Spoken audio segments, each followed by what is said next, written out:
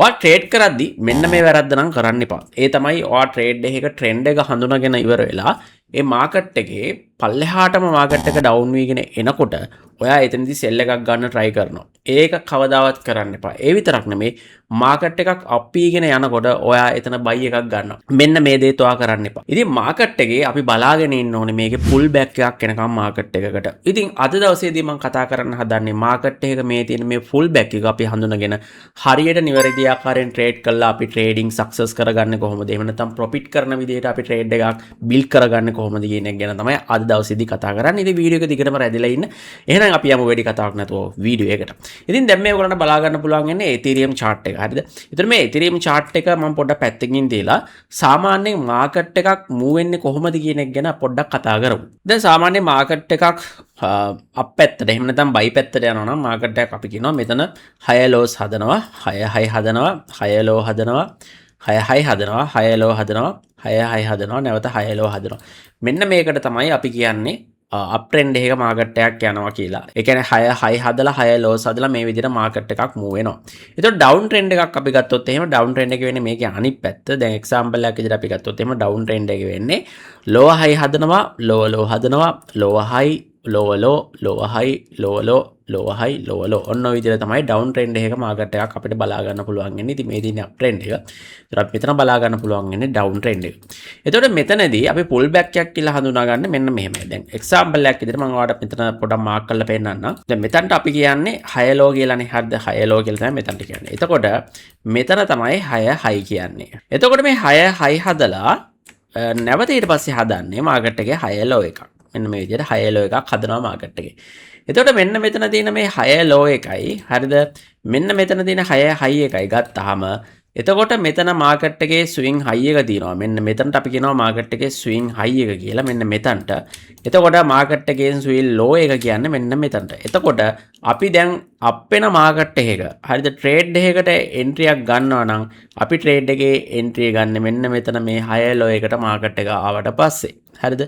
කවදාවත් අපි මේ 6 හයි එකකදී මාකට් එකේ අප් පැත්තට යනවා නම් අපි එතන බයි ට්‍රේඩ් එකක් දාන්නේ නැහැ. එක්සැම්පල් එකක් විදියට අපි හිතමු ඊළඟ 6 හයි එක යනවා මෙන්න මෙතනට. හරිද? මෙතනට ආවට පස්සේ අපි කවදාවත් එතකොට මෙන්න මෙතනදී ට්‍රේඩ් එකකට එන්ට්‍රි එකක් ගන්නෙ නැහැ. හරිද? ඒකේ පුල් බෑක් එක එනකන් අපි ඉන්න ඕනේ. ඒ කියන්නේ පුල් බෑක් එක කියන්නේ මේ 6 ලෝ එක මෙතන හැදුවට පස්සේ තමයි අපි ට්‍රේඩ් එකකට එන්ට්‍රි එකක් ගන්නෙ. හරි. එතකොට මාකට් එකක් ඩවුන් වෙද්දිත් එහෙම තමයි කරන්නේ. දැන් එක්සැම්පල් එකක් විදිහට මාකට් එකක් ඩවුන් වෙන විදිහට අපි පොඩ්ඩක් සාකච්ඡා කරමු. මාකට් එකක් ඩවුන් වෙන්නේ මෙතන හදන්නේ ලෝ හයි එකක් තමයි උඩින්ම හදන්නේ. ඊට පස්සේ මෙතන හදන්නේ ලෝව ලෝ එකක්. හරිද? හරි. මේ විදිහට මෙතන ලෝව හයි එකක් හදනවා. ඊට පස්සේ ලෝව ලෝ එකක් හදනවා. ඉතින් අපි මෙතනදී කවදාවත් සෙල් එකකට එන්ට්‍රි එකක් ගන්නෙ නැහැ. මෙතනින් එන්ට්‍රි එකක් ගන්නෙ නැහැ.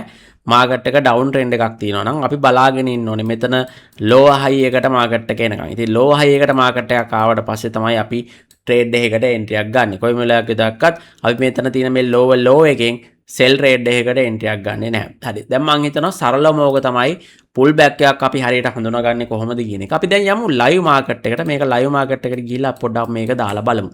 දැන් උදාහරණයක් විදිහට ඔයාලට බලා ගන්න පුළුවන් මම මේ දැන් ඉන්නේ 1 hour candle chart එකේ.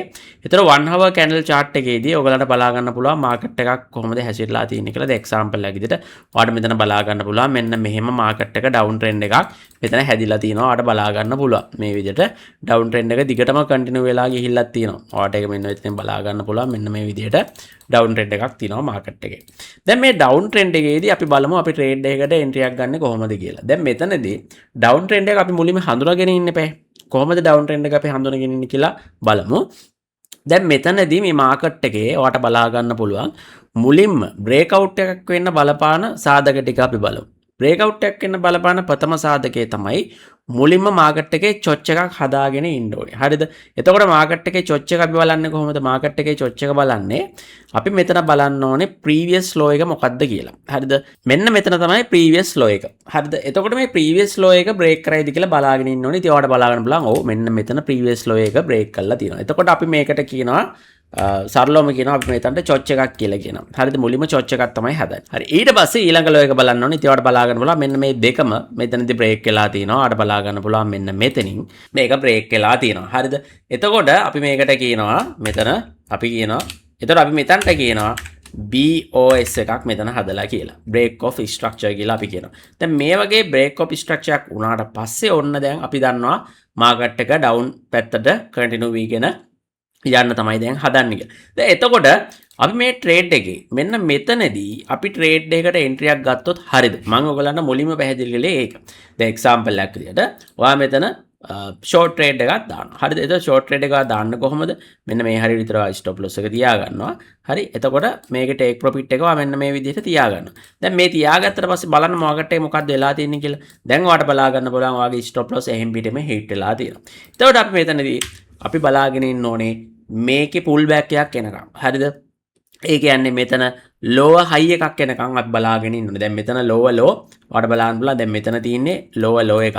ඒතර මේ තියෙන්නේ lower high එක. අපිට දැන් මේක බලන්න තව ක්‍රම තියෙනවා. දැන් උදාහරණයක් විදිහට ඔයාලට පුළුවන් Fibonacci tool එක වගේ use කරන්න. ඒතර Fibonacci tool එක පාවිච්චි කරන්නේ මෙතන තියෙන මේ high එකේ ඉඳලා මෙන්න මෙතන තියෙන low එකට තමයි අපි ඇඳගන්නේ. හරිද? මෙන්න මේ විදිහට.